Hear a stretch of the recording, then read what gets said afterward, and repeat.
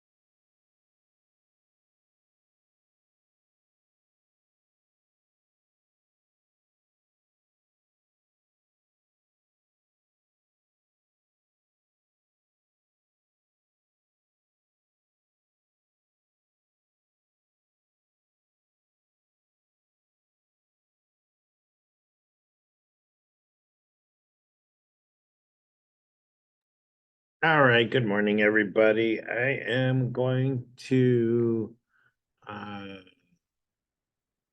start going.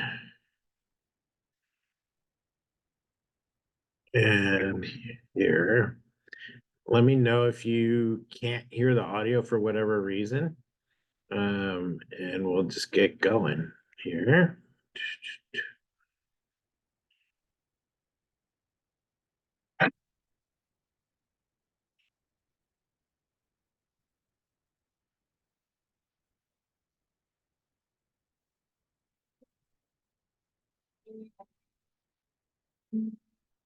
Welcome everyone to Workbook 5 of the Ultimate Client Relationship Lab series. This workbook covers practice and value proposition. Practice, we're using the term that we will actually practice having the conversations around what are often considered, and we call in this workbook, objections. Some people would call it objection handling. Rather than calling it role play, we're calling it practice. Hopefully that will put in perspective maybe a less scary way of looking at some of the exercises we're going to do. This workbook is intended to be done over 4 weeks. If you can find a way to do it in a shorter period of time, it's certainly your prerogative, but it's broken down into 4 sections for 4 weeks. And the first section covers how to articulate value to the client, or value proposition, and understanding what that is. In terms of representation, writing your value proposition in that context, as well as handling representation objections. In week 2, we'll look at expertise, demonstrating expertise, sharing housing updates as part of your expertise, and then dealing with objections relative to expertise. In week 3, we'll deal with negotiations, active listening, really important part of negotiations, as well as handling negotiation objections. Finally, in week 4, we'll look at transactional excellence discussions and do a client at the center of the universe napkin drawing, which will make more sense when we get there. So let's begin. Value proposition. We talk about this all the time, don't we? It can almost get to a point where it could be even considered cliche. We're always talking about what we bring to the client, what value it is to the client. We want to take a slightly different approach in that we can have conversations with our clients rather than just lay out this idea. Here's my marketing tool that John Scott gave me with my bullet points that I'm explaining to you what it is that I do, and maybe have a little bit more of an organic conversation with the client. Being able to read the client, to be able to have a conversation with the client, to identify what's most important to them, as opposed to just telling them how great we are. So it's a slightly different approach than a typical marketing piece that we just hand to someone, but it's more of a conversation. So first, value proposition. Our context here is how we serve our client's best interest. The reality is it's about the client. It's very important that we establish that from the very beginning. This isn't about how great we are or how well we do what we do, even though obviously we have to bring our expertise and our competence to the relationship. Not suggesting that that's unimportant, but what's most important in terms of the relationship is certainly the client. So I'd encourage you in this first chapter, as it were, to read and reflect over these 4 components, to listen to the podcasts right there at the bottom left part of this page, jlspartnerconnection.com/2014/06/27/R-E-N-D-T rent. And then at the end, assess your confidence. We have these bar graphs on each of these sections that ask you a question, but how you feel about a certain expertise or certain capability or certain skill, and how do you rate on that, so that we can move things forward and always compete, always improve, always move forward. When we talk about ultimate client relationship, all clients in that context are those that matter to us. They're part of our database. They're not only transactional relationships. However, for the purpose of the exercises in this workbook, we're going to deal from a transactional perspective. So for the purposes of these exercises, these are transactional clients. Hope that's clear, as either a buyer or a seller. So representation. What is representation? And you can certainly read here this paragraph, and we'd encourage you to read and reflect on that. Maybe you can pause at your leisure and take a look at that. What's really most important is that we care for, with diligence and integrity, what it is that we do in communications and disclosures and contracts, everything we do to the highest standard of excellence. We have statutory duties as we represent our clients. And while that may be very evident and obvious to us, to the client, they may not understand our representation to them, that we only represent them. And it's really important to communicate that clearly. In other parts of their lives, when it comes to representation, they may or may not understand what that is. There are other industries where there are no statutory duties or fiduciary duties, depending on the industry. And so it's really important to make very clear that their interests, their goals are what's important to us, not our paycheck, not our commission. And while that may be evident to you, it really is incumbent on us to articulate that to them. So take some time, read through that, make sure that's clear. Expertise. Nowadays, more than ever, access to information is at everyone's fingertips. It's in their pocket. And while that's important as a part of what we do in today's world, we need to go beyond that. Expertise goes beyond mobile apps or online videos or YouTubes or how-tos or websites.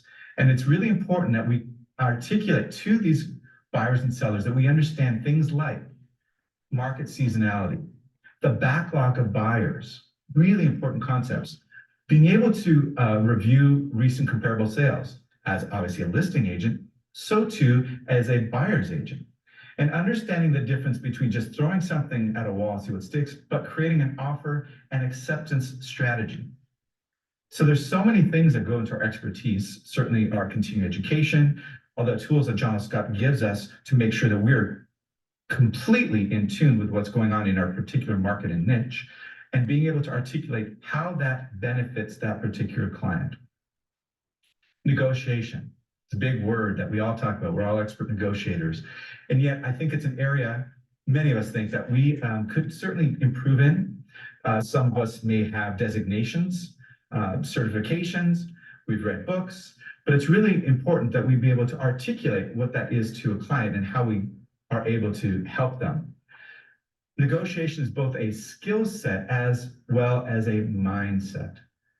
And that's really true. And so how do we enter into a relationship and get really focused and know whom it is that we represent, but then how it is that we represent them? And most importantly, how it is that we ask questions to move us forward, to be able to consult by asking those questions and actively listen. Really important. Often negotiations I thought of as this arm wrestling, and as long as I win and they lose, I'm a great negotiator. Or the win-win without concept of what does that mean? How can you make the party who maybe didn't get as much feel like they've won? So relationships are a really important component to negotiation. Active listening is vital. And then transactional excellence. This is something John L. Scott brokers are known for. Sorry. And it's something that we really need to be able to articulate to clients by finding out what it is they're concerned with, and that every detail of this transaction is taken care of, and that we communicate and collaborate with the partners and parties involved. How it is that we have relationship with all of those people, from the broker representing the other party to escrow, title, lenders, inspectors, all of those components. How do we handle this, that we put the client's best interest first and protect their best interest with our transactional excellence? Then the rating here would be, how confident are you at setting expectations with clients? This is in particular during a listing or buyer presentation or appointment. And ask yourself that question, and how do we always move that forward? How do we always move that forward? It's a really important component of what we do. So let's look at representation. Speaking or acting on behalf of someone. Now, when we look at representation and value proposition, there's a couple of bullet points here. One is an easy to understand reason why a customer should purchase a product or service from that specific business. Or in this case, you. Why would they use you to help them buy or sell a home? And number two, should be a clear statement that explains how you solve a pain point, communicates the specifics of its added benefit, and states the reasons why it's better to work with you than others in the marketplace. Should be really clear. The idea of value proposition is concise and it appeals to a customer's strongest decision-making drivers. And when you look at these components, levels of care, peace of mind is a big deal for clients. So how do you communicate that? What is diligence? How do you demonstrate that? Throughout this process, have a story for each of these 4 quadrants. So how do you demonstrate diligence? How have you overcome a particular obstacle in the past and show that that's how you represent your clients? Integrity in communications, making sure that you respond when you say respond, maybe even sooner. How you deal with disclosures, how you disclose items and information. Contracts, how you handle that, and then what are your standards of excellence? We have the highest standards of excellence in John L. Scott, so it's really important that those components be part of what you talk about. So using the value proposition bullets, as well as the components of representation, write in your own words how you represent your client's best interests. So here's just a short example. This is by no means intended to be yours, but just an easy example.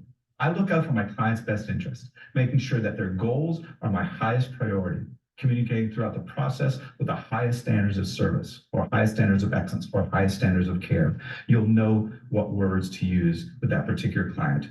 And I'm not asking you to consider, being a chameleon, but for some, service, that word will work. For others, excellence will work, and for others, care will work. All of our clients are different. This is not rocket science. It's way harder. So by reading your client, by knowing what words will more impact them than others, use a word that connects with them in that way. So why don't you pause the video? All right, everybody, let's take a few minutes to go over that and write down, and maybe we'll share with the group some of the components of representation, your value proposition. I'll give you guys 2 minutes to write one down, and then since it's a small group, we can all share them. So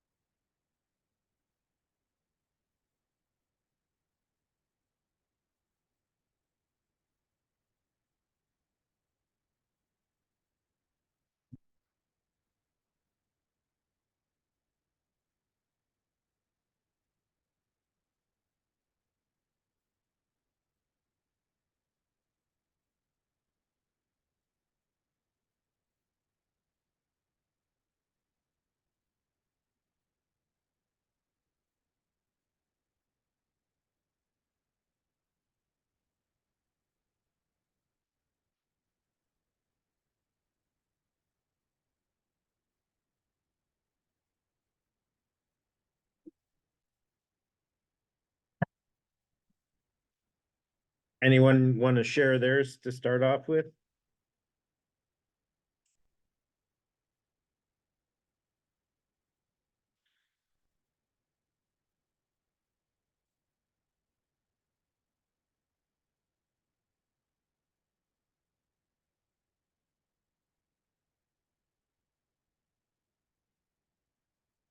Amanda, do you want to share yours first? I'm gonna pick on you.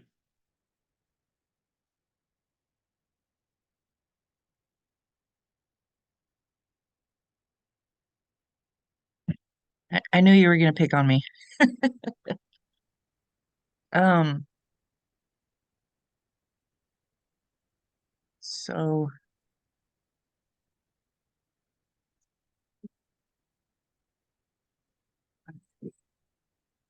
I'm kind of listening while I'm doing other things. Sorry. Objection to the objection response to the client. Is that where we're at? No, before, what's your value proposition? Oh. Oh gosh. Here, I'll start with mine. So, Please.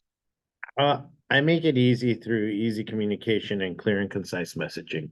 I think that's, with excellence and care. I mean, I think sometimes we overcomplicate it, but my value proposition has always been, I make it easy, I make it simple, and that just kind of goes throughout. And I know it's a little more, how can I put it? What they're trying to get across is, how are you going to represent your client, and how are you going to make it understandable for them? So I always have, from the beginning of time, like when I was doing traditional retail, I would just make it easy. I mean, I think that's just plain and simple. I make it easy, make the process easy, everything else. So that's mine. Anybody else want to share theirs? No? Okay, I'm gonna keep going. We'll go from there. Write out your value proposition and then practice out loud with a person next to you, and ask for feedback and maybe adjust a word or two. So take a moment, pause the video, and let's do that exercise. Well, hopefully that went well. Hopefully got some good feedback. So let's take this little poll here. How confident are you articulating your value proposition? Now, for some of us, the 30-second elevator speech has been something we've practiced for a long time. Unfortunately, that can come across very much as a sales pitch. A value proposition needs to make sure that it connects with that person's needs or pain points. It's not about how great we are. It's about them and how they're protected, how they're represented. So whatever that number is, be honest with yourself, circle that number, and then talk to your office leader, the leader of the labs, your mentor, coach, whomever, someone you're accountable to. How is it that you're going to move this needle forward? What are you going to do to be more confident in articulating your value proposition? So let's take a look at the first objection in this practice. So first objection, the client says, can you give me a discount? XYZ, that brokerage or another agent is offering a rebate. Use your value proposition of representation expertise, negotiation, and transactional excellence to handle this objection. Engage in a dialogue with your client. That's really important, a dialogue, not a speech. Validate their concern and find out the specific dollar amount they're trying to save rather than the percentage of discount. For example, $4,000 instead of 1%. So just make it really clear as you're dealing with this question from the client, which, can you give me a discount? XYZ, whatever that brand is offering a rebate. So here's a sample response, a couple of them. I can appreciate saving as much money as possible. How much of a discount are you looking for specifically? This is putting that person into a position where they have to think, and it's totally fine to think. You're not trying to make them feel bad by any stretch, but asking them to think because they probably do have a number. They want to talk about that. And then the other part of the response would be, my concern for you is that working with a discount broker and trying to save $4,000 can actually end up costing you more than the $4,000 you're trying to save. Typically, agents who offer discount work off of volume or their skill set is limited. Don't have to bash. And the first thing you do is acknowledge and appreciate. Yeah, I can totally appreciate you want to save money, but let's talk about what that looks like. Another response could be something, typically someone who offers a discount doesn't have specific strategies when it comes to negotiation, or in this case, representation. Honestly, a broker agent who cannot negotiate their own commission isn't going to be a very good negotiator on your behalf. These are just sample responses intended just to have you think through the process. And objection number 2 is, in this market, I've been told I don't have to do any work to get my home, to get it sold. We're talking about a home. I don't want to spend any time or money or repairs or even cosmetic improvements. Let the buyer do all that. So again, use your value proposition of representation, expertise, negotiation, and transactional excellence to handle this objection. In this sample response, we talk about being a representative and how a home should show and that first impression. So find a way to tell that story, something like, as your representative, keep in mind that I'm looking after your best interests. By having a home staged properly, presented well, and looking its best, you'll end up in a stronger negotiation position when we receive an offer. Remember that buying a home is emotional, and that the first impression of your home needs to be one of confidence and excitement. So spending some time, money, and effort will go a long way. If the home doesn't provide that emotional appeal, buyers will often move on, even though your home could have been perfect for them. You know what the story is here. Find a way to express that. So take some time, look at one of those 2 objections to write your own response to that. So here's a sample what one of those could be.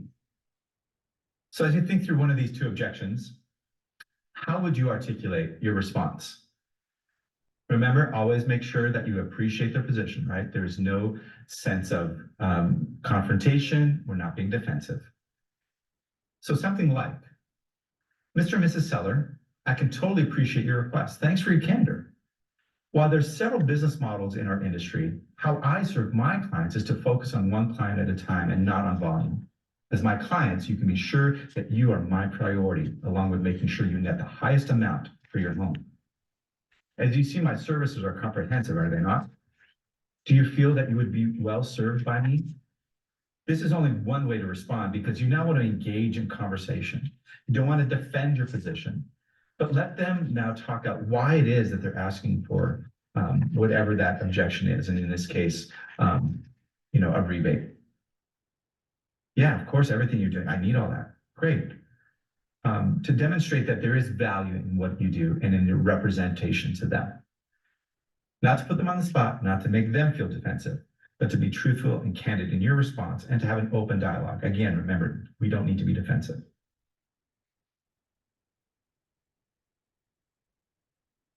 So let's look at expertise.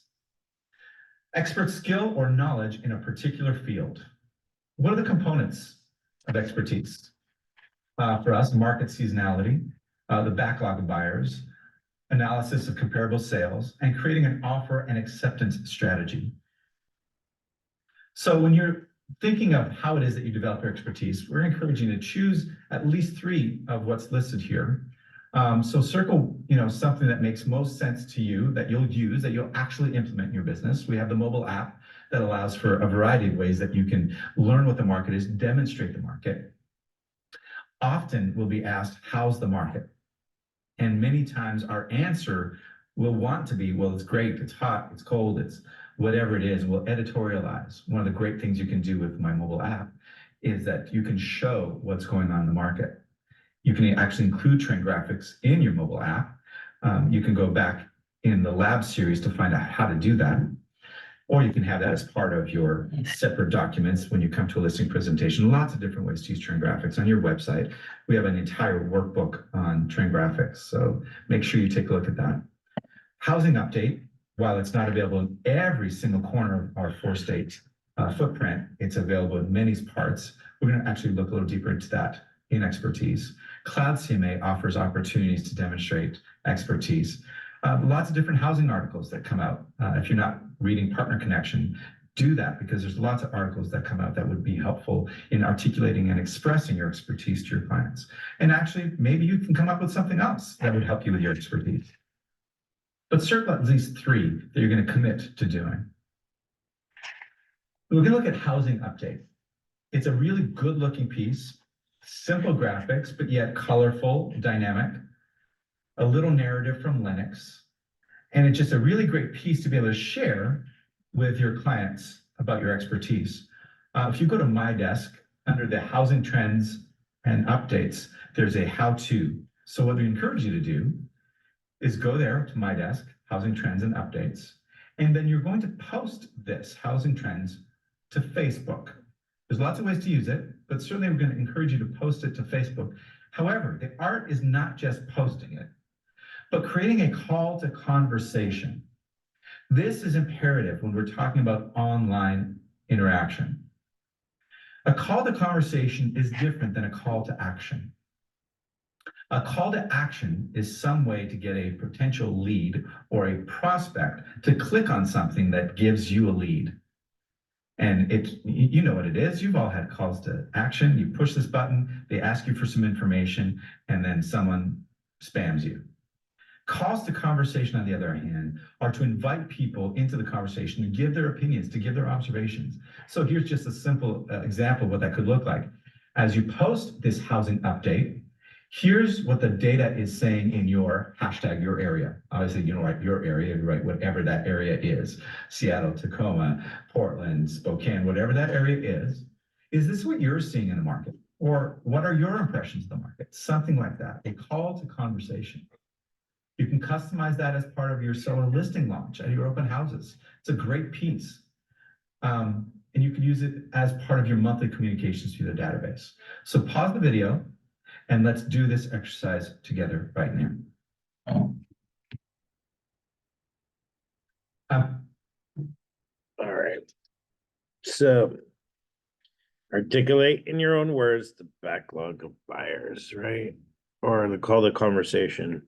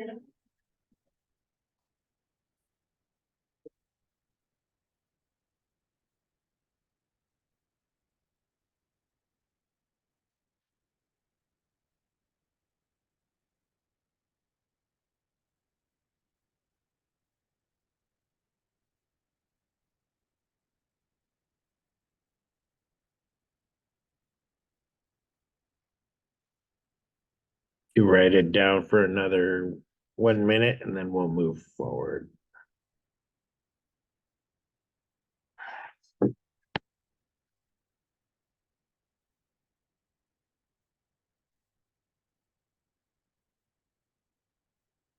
You good? What did you get? Out of this, Yeah, for the expertise. well, pretty much what I got from it was that you have to have knowledge, be a master at your craft. pretty much. Have understanding on how to, these are all steps to kind of give the client that extra assurance of your expertise of knowing what you're actually doing. All right, everybody, we'll move forward to the next section. Hoping that went well. Some of us have more challenges than others technically. I've got it. Once you've done it once or twice, you'll get the hang of this. It's a really strong piece.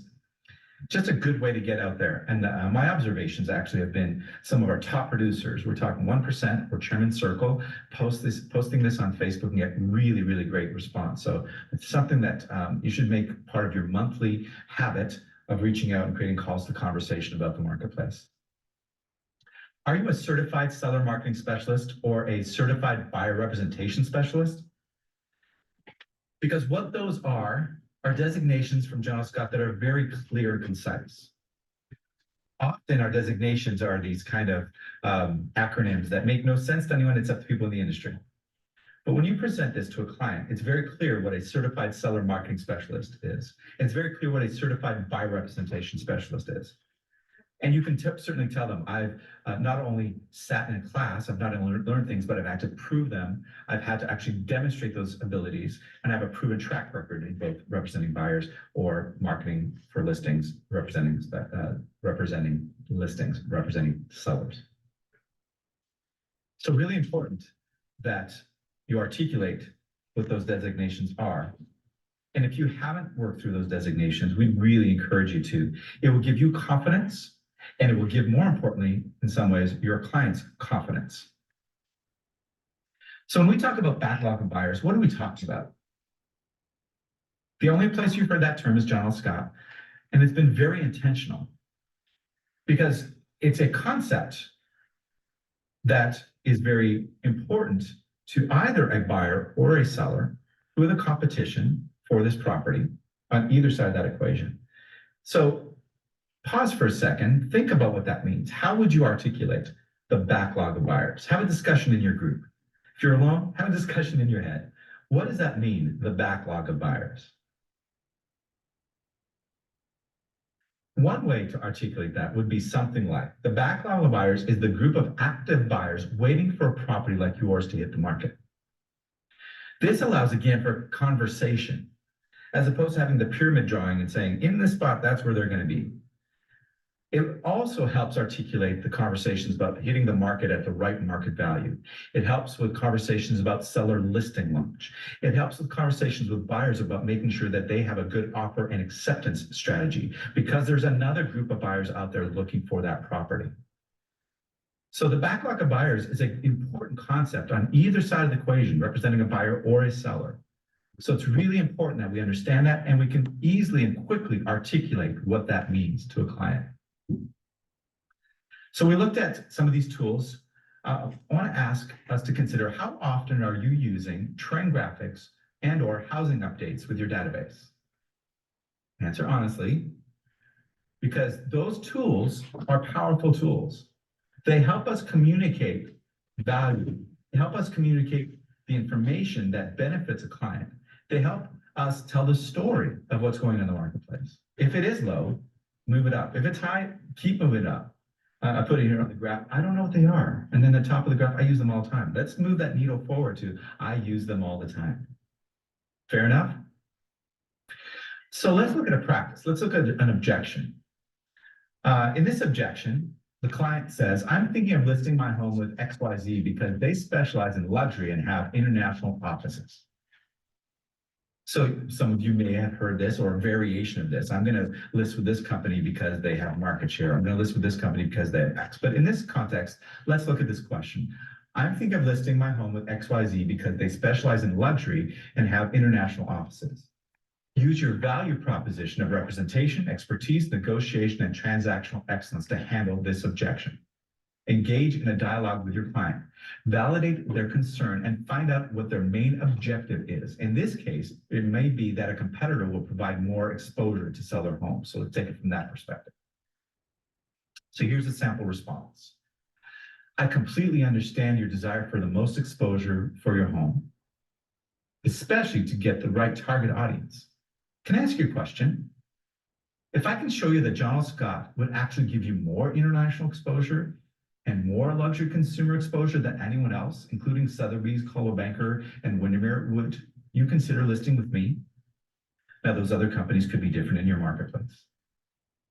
Now, if you have the willingness to have that articulation or that response or something like that, you might want to make sure that you deal with sharing exceptional homes listing presentation. So if you know this is going to come up, have the listing presentation book with you, and you have more exposure through John L. Scott than anyone else. Remind the client that exposure is only one part of marketing. This is where your listing presentation expertise will come in handy. So that's one response. Question for you, and you could have a discussion in your group. What is a typical objection that you hear in the marketplace? I'm going to give you a couple examples, but then I'd like for you to pause and you handle them there. And then what's a response to that? So let's look at potentially one of the typical things you hear is, well, I want more for the property than market value. You know, people want a number that's inflated in their minds for whatever reason, because it's the only one of its kind, and it has the special knobs in the bathroom, or it has the special staircase, or has the special whatever that is. And it's not to insult that particular property by any stretch of the imagination, but you've heard this all the time. They want this number because theirs is different, theirs is better. So that could be one objection. And the answer to that objection, or the response could be, I understand your desire for that amount, because that's true. And something like, when you purchase, do you research what others have paid for similar products?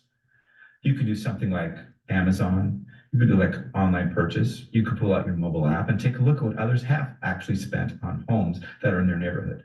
Looking at comparable sales in real time, as opposed to having them prepared on paper, can really help create a level of trust with a client.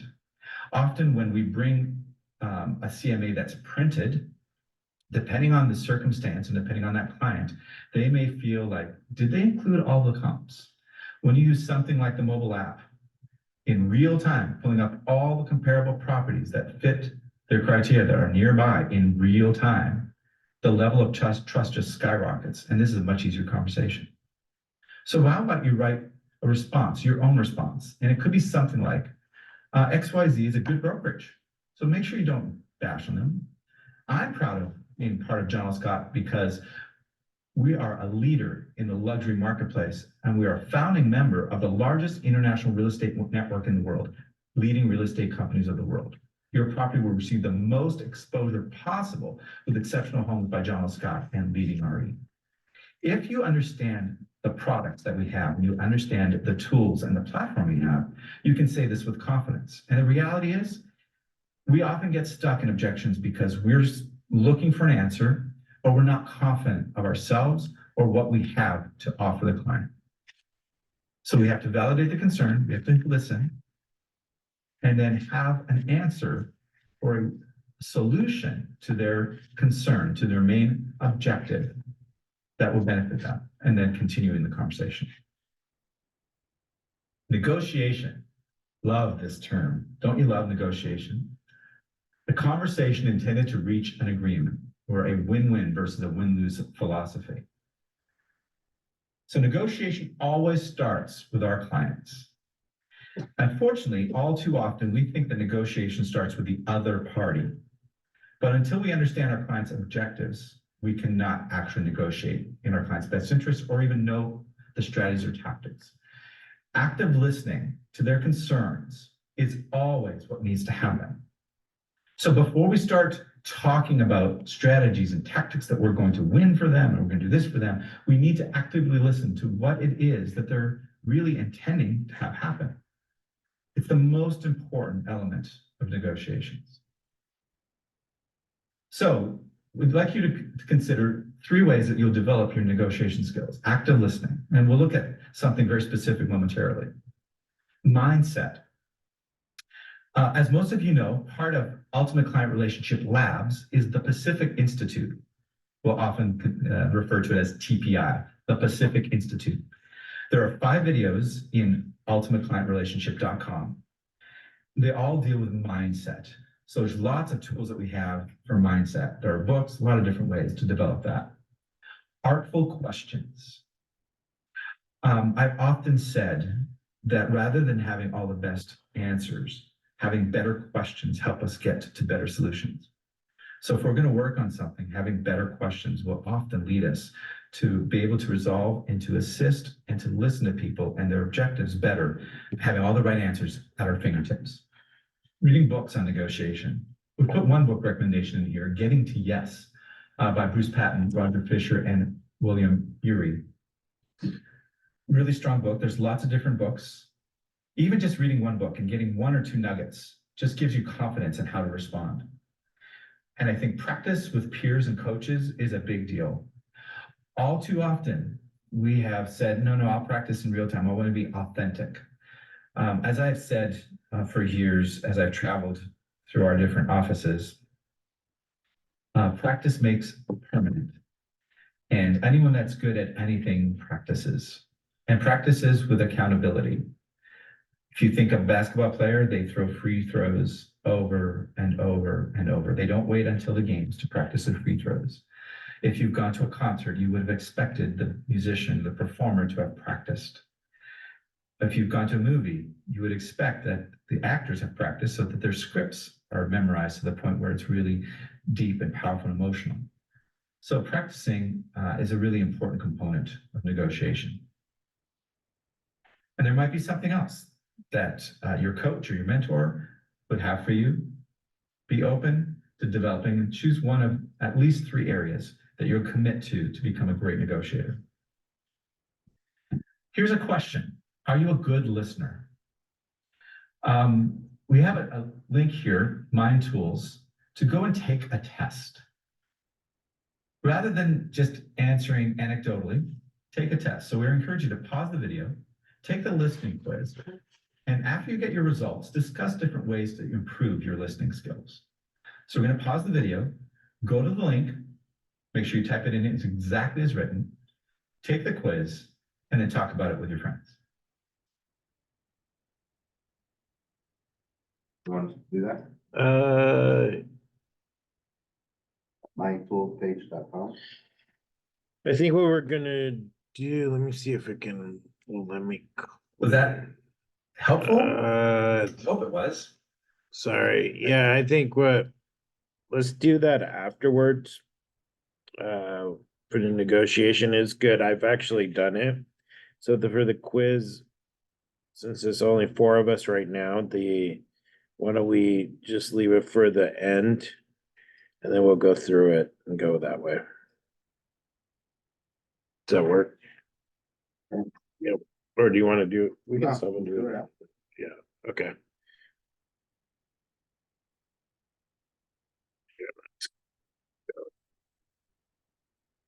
Being asked questions like that sometimes is uncomfortable because we want to make sure that we're truthful, and yet sometimes we may have a higher expectation of our skills. Sometimes we have a lower expectation of our skills. So the discussion is really important to identify in that range who you are, how strong your listening skills are, and to get some feedback from your friends, mentors, or coach. We can always improve, can't we? So here's a question. What is your negotiation strategy? In this case, identifying the other party's ideal terms and conditions, such as closing dates. You know, how do you even start? And I think one of the ways might be an idea that unfortunately is not always considered, is being friendly with the other party. All too often, people think of negotiations when it comes to relating with the other party or the other party's representative, that I'm going to be strong and show them I'm strong and we're smart enough. But one way you could maybe articulate that is I make every effort to have a good relationship with the broker agent representing the other party. That helps to create more trust in the transaction. And we understand that we can get more done for our clients when we have the trust of the other party. When they like us, they're able to articulate to their client what needs to be articulated to them.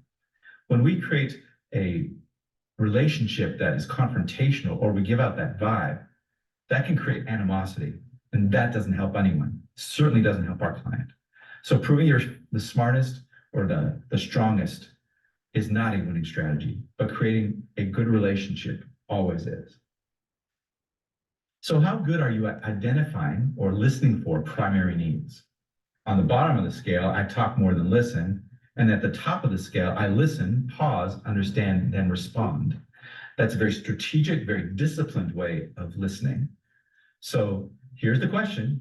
How good are you at identifying or listening for primary needs?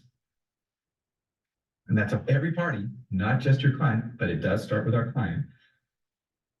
And answer that question.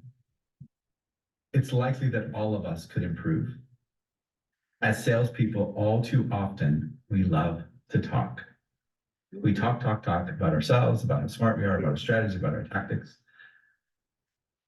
So identifying someone's needs, listening requires us to not talk, but to listen. So let's practice. Objection 1. Client says, let's try it at this price. I'm not in a hurry and we can always reduce the price if it doesn't sell. We've all heard this at some point of our careers. Use your value proposition of representation, expertise, negotiation, and transactional excellence to handle this objection. Engage in a dialogue with your client. Explain to them the importance of utilizing the existing backlog of buyers as the first and primary target audience to purchase their home. Really important. If you remember in our last chapter, last week, or whenever you did expertise, we need to explain to them the importance of utilizing the existing backlog of buyers as the first and primary target for purchasing their home. And obviously price range is part of that. So let's look at a sample response. I know that you want the most amount of money in the sale of your home. That's also my goal. What's important to know, however, is that the longer a home stays on the market, the greater the chances are that it won't sell. And it's actually pretty rare that a home that's been on the market for a long time gets more money, especially when consumers and brokers all deem it overpriced. In fact, you could simply be helping to sell competing properties by having yours overpriced. It makes other homes more compelling to purchase. My recommendation would be to price your home at market value. And I'll use the strategy of the seller listing launch, the opening weekend, for the best chance to get the most amount of money with the current backlog of buyers who have been waiting for a home like yours to come on the market.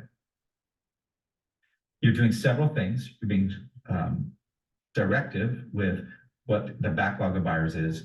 You have a strategy, seller listing launch. You're not making any promises, but that would be your strategy. And you explain how the backlog of buyers help them in that instance. Objection 2 is, I can't afford anymore. I'm really not willing to come up an offer. So this is a buyer. I'm not willing to come up another X amount. I'd rather wait. So use your value proposition of representation, expertise, negotiation, and transactional excellence to handle this objection. Many of us have been there. I'm just not willing to budge on the price. We are not suggesting by answering this that we try to force anyone to purchase anything. However, many of us have been in a position where we know that given the market condition, that if this is right for them, the only way they're going to get this home and that their long-term objectives are met is by bringing their price up to whatever, or their offer up to whatever that number is. So here's a sample response. As your representative, keep in mind that I'm looking out for your best interests, and there can be a lot of cost in waiting. There's a typo there, forgive me. If we decide to wait, you have to consider that you're not only waiting on a home, you're also waiting on a new interest rate. That's potential. If your interest rate goes up even 1/4 point, your monthly affordability can actually decrease more than buying the current home now at the higher price. So we know there's a cost to waiting. How is it that we'll be able to articulate that to them? If you look at using your expertise, train graphics, or your mobile app to look at what things have sold and are selling for and seeing the trends, if the trends do in fact indicate that this kind of response would be valid, go back to the expertise, use that part of your value proposition to articulate that and demonstrate that to them. Not encouraging you to force anyone to purchase, but at least have the honest conversation. If you're someone's representative, you need to make sure that they understand what's going on and that you do what's best for them. Write your own response to one of the objections. So, Ms. Seller, we get to control a few things until we have a contract. And asking price is certainly one. Your initial reason for selling was moving closer to family. How will this strategy help you with that goal? We're going back to the active listening and finding out what their objective was. Find something that connects to them emotionally. Find the reason why they were putting the home on the market, not the number, not the asking price, but the reason. That's one way to open the conversation and move that forward instead of arguing about math. And depending on who that person is, that might be the way to go. For others, it may be trend graphics and making sure that you're nailing down the data, the very specific numerical data. So know your client. You're making sure you understand their objectives, you understand how they do what they do, how their mind processes, and then make sure that you can articulate that goal. Transactional excellence. Best practices to ensure peace of mind for the client. So let's look at scenario one. So day 2 of mutual acceptance is passed and earnest money has not been deposited. What do you do? We have 4 states in which General Scott represents clients. So I'm not going to get specific about the rules and regulations of each state and how they handle them. But you have a lot of different things that you handle, and earnest money is one of them. So it's really important that you understand the rules of your state, what are the policies and procedures in place in your particular branch. And then the question is, how does timely earnest money deposit protect your client's best interests? So as a group, talk about these 3 things. What are the rules for your state? What are the policies in place in your office or your branch? And how does that timely deposit protect your client's best interests? So have a discussion about that. When we look at the elements of transactional excellence, there's a variety of things, inspections, and it could be home inspections and, feasibility studies and a lot of different things, appraisals, title, escrow, loan processes, communication with all parties. There's lots of things that come into play with transactional excellence. This list is not exhaustive by any stretch, but it would be important that you identify what that is. So as a group, take a minute, add to that list as exhaustively as you can. Keep adding and adding till you have a page filled with what are elements of transactional excellence. So pause the video and do that. All right, that one will do. What Romley or Tracy or Jonathan, what do you think are elements of transactional excellence? Well, I think the elements is just kind of keep on top of things, follow it through, not just, I think some of what I got from it is just kind of keep following through, keep updating, things like that. So timeliness. Yeah. I mean, I think timeliness is a huge one. Honestly, I think we all, the updating, I would say for mine, Yeah. which goes up with timeliness. No update is an update. I mean, sometimes we just forget to update our clients and just, I think sometimes we don't have an update, but just calling them and saying, hey, nothing's gone on with the transaction, nothing's happening, but everything is moving along forward. I checked in with the lender, I checked in with title, everything is good, so timeliness. Romley, you had some. Yeah, basically, this part, you're the PM, project manager. So by giving the step 1, once you have agreement, with the buyer or seller or whatever, then you basically give them a timeline. Like day 2, escrow's in. They schedule a inspection. We follow up with the lender. We follow up with the title here, there. Just make sure everything's everything's on time, and like you said, if there's nothing to update, just say, hey, I'm checking in. Do you have any concern at this time that we need to go research further or address further? If not, then I'll talk to you. Have a good weekend. I'll talk to you on Monday or on Tuesday once I check in with other parties, so and so and so. Yeah. Well, I appreciate that. That's, I think it's really key to just kind of always stay in contact with your clients. I think that as Yeah. long as it stays in place, I think we're always, moving forward. You can overcome everything else, but yeah, Yeah. communicate huge. So, all right, let me continue on here.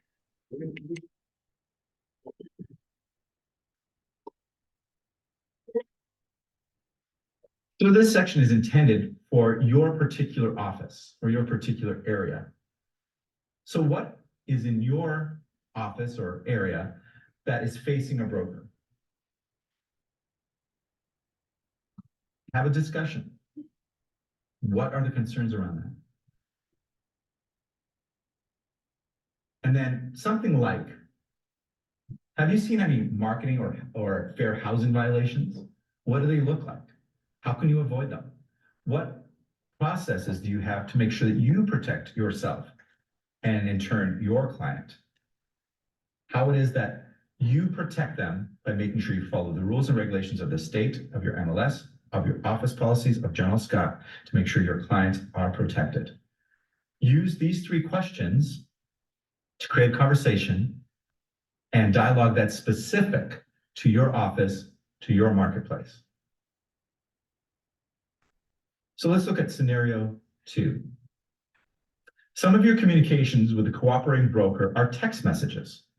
We're seeing this everywhere in our footprint. How do you log those?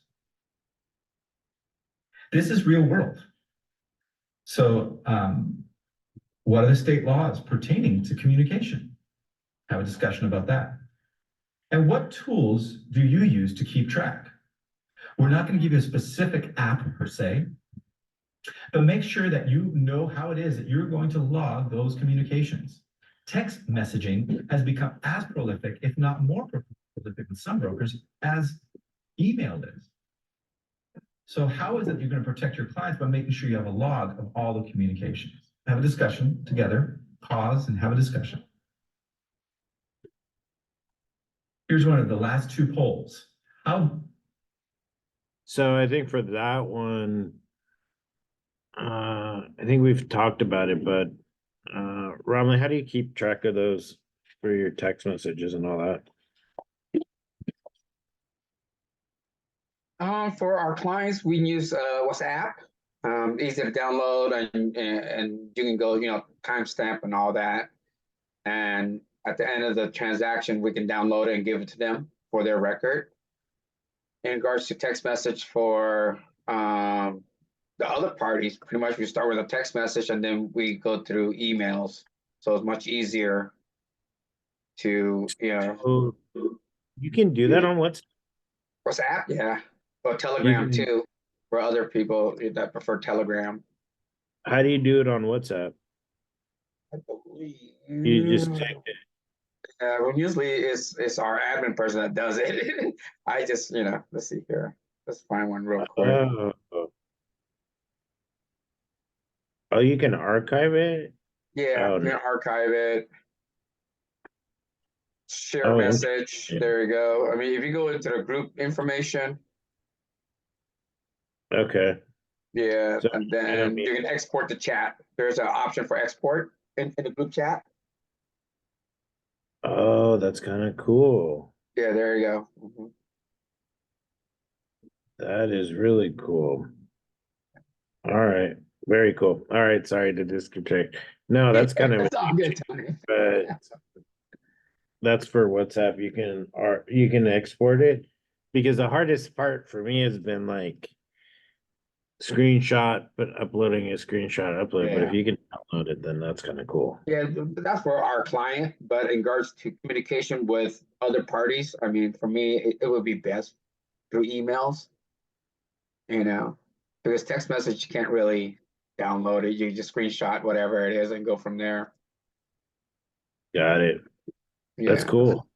Okay. That's really cool. All right. Well, then, move forward. How diligent are you with your transactional excellence? Bottom of the range is I'm loosey-goosey. And some of you are smart. smiling because you know that's how it is. Some of you love people and hate paperwork. Some of you are like, oh, I didn't realize how much paperwork was in this business. I just hate it. Got it. So you might be loosey-goosey, or you might be at the other end of the scale. I am rigorous with my process. Whatever your number is, hopefully it's high because John Scott has very high expectations for its broker agents. But make sure that we're always moving that needle forward. I'm thinking that this page here has given you the opportunity to consider all the different ways that transactional excellence is important in how it protects your clients and how it protects you. So I'm hoping you had lots of discussion here, took lots of notes that are specific to your region, your market, your office, your branch, and that maybe it's just turned on some ideas on how to watch out for certain things and how to be maybe more diligent with some of your transactional excellence. So here we're going to do some artwork. So you need a blank piece of paper, or you could use your workbook for sure, but a blank piece of paper, I think, is just a way that will make it more real for you. This is what we call back of the napkin drawing. There was a time in sales where people didn't have a bunch of marketing materials. They actually had to have things memorized, where there was back of the napkin drawing ideas. This is not intended to be manipulative at all. In fact, it is intended to be very organic, so that as you're talking with the client, buyer or seller, or in fact, you could use this for anyone in your sphere as you explain what it is that you do as a real estate professional. Having a blank piece of paper offers the opportunity to be not only organic, but to be able to look at the person rather than shoving a piece of paper in front of them and having them read, or maybe even creating the idea in their mind, oh, John L. Scott has created this beautiful marketing piece for you. And the reality is people don't want marketing pieces. And all too often, they actually don't believe in marketing pieces. We might suggest that you watch the video before you do your drawing. I'm going to include it at the end of this workbook, but you can find the video at Vimeo/174386972. So you might want to consider watching it before you do the napkin drawing, or by the time we've gotten through these 4 points, I think that you probably know exactly how it is that this should go down. So the first letter is R. The intent of this acronym is just to keep us on track. You have a client at the center of the universe, so you can even say something. Mr. and Mrs. Buyer, Mr. and Mrs. Seller, Ms. Seller, you are at the center of my universe. This might sound hokey, but it just keeps me on track to make sure that I articulate how it is that you're protected, how it is your best interests are always first and foremost. So first, I represent you and you alone. And how I do that is by, and make sure that it is your own words.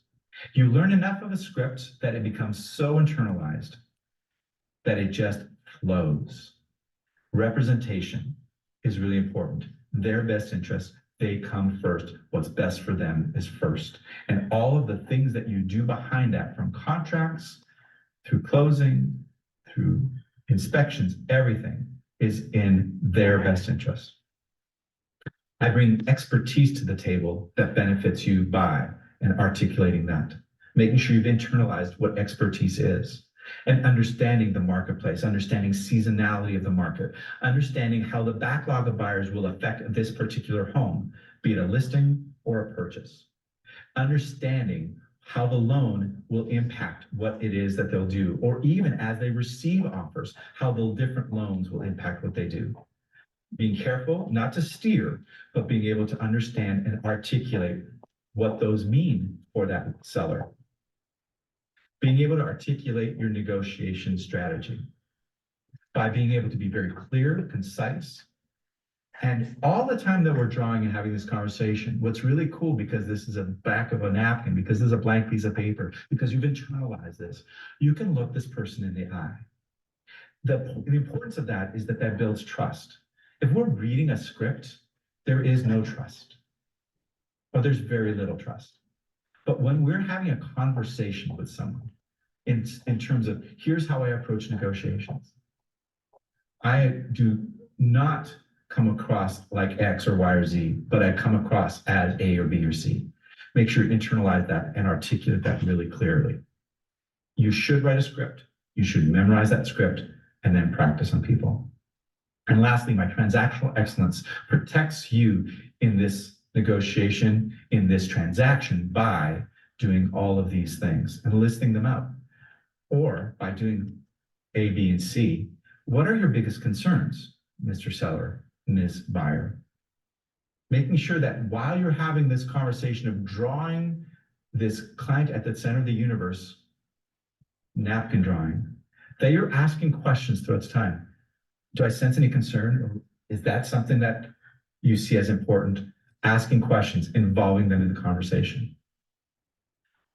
So watching the video, creating your own dialogue, making sure these are in your own words is really, really important. It should not take forever. This is another version of a call to conversation. You can see how this could benefit you when you meet with a sphere. They don't know what it is that you do. And until we tell them, how would they know? So this, even though at the beginning of this video, I talked about the exercises in this video are specific to transactional clients. This particular practice, articulating your value, could be done with anyone. And it might be something that you want to practice with a variety of different people. So the question is here, how comfortable are you having a napkin drawing conversation? It's probably a question that you've never been posed. It's unlikely any of us are like way high up on this range, because on the bottom of the range, I'm not comfortable at all. And then up, I can do this in my sleep. It's probably not something a lot of us have done, but it's something that you may want to consider, because in the event that the questions that were asked in these objections, which many of them in some way or another are going to be asked, all of them actually can be answered by this diagram. All of them can be answered by this organic approach to demonstrating how it is that we protect our clients and serve our clients, the articulating of value to our clients. So wherever you are in that range, it's probably likely that all of us could move that needle forward to, I can do it in my sleep. So why don't you pause the video, practice this one at a time to each other, get feedback, and then wrap up. So I'm going to include the video at the end here. Certainly you could have it pulled up on that Vimeo channel. This is something that we just encourage you to try. Just try it on, see how it feels. For some of you, it'd be like, oh my gosh, I've been waiting for this my whole life. For others, like, it doesn't work for me. That's fine. I think you would agree that the 4 weeks have given enough food for thought that you could add something to your arsenal of how it is that you're going to respond to clients' objections and articulate value. Like I said, practice makes permanent. So what we should do is practice, and practice with accountability, practice with a way to get feedback, because if you just keep doing the same things over and over again, they're going to create a habit, but not all habits are positive. So practicing this with someone that can give you good feedback would be really, really beneficial. So what we learned in this series, in this book over 4 weeks, is how to articulate value to a client, writing your value proposition, dealing with objections relative to representation, demonstrating expertise, sharing housing update, objections relative to expertise, demonstrating listening, really important, that active listening, negotiation objections, transactional excellence discussion, hopefully I had a really good discussion about that, and drawing the client at the center of the universe, napkin drawing. So thank you for taking the time to practice and to create your value proposition, to elevate your standards and to move your needle forward. We sure appreciate you being a part of this company and you taking time as a John Scott broker to increase your skills and to serve your clients well.